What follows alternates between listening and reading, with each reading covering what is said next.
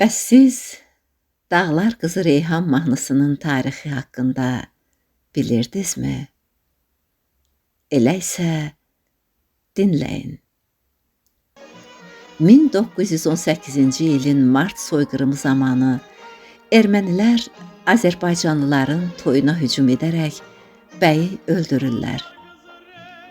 Reyhan adlı gəlin isə qaçıb gizlənməyi bacarır. Sonradan dağlara çəkilən Reyhan başına dəstə yığaraq Qubada Gəlinqaya adlandırılan yerdə daşnaqları darmadağın edir. 1928-ci ildə Reyhan həbs olunur. Amma bolşeviklər tərəfindən güllələnməyə aparılan zaman xilas edilir. Reyhanın adı və soyadı dəyişdirilir.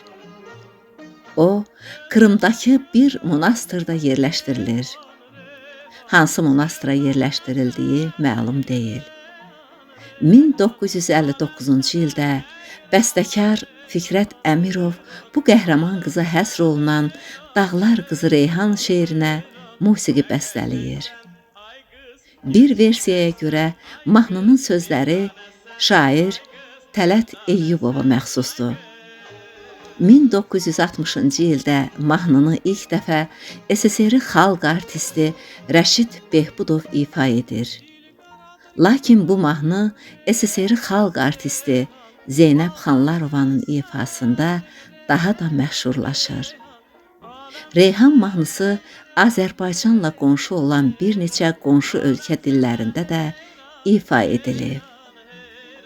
Ne geçeysen ay kız, gül çiçeksen ay kız.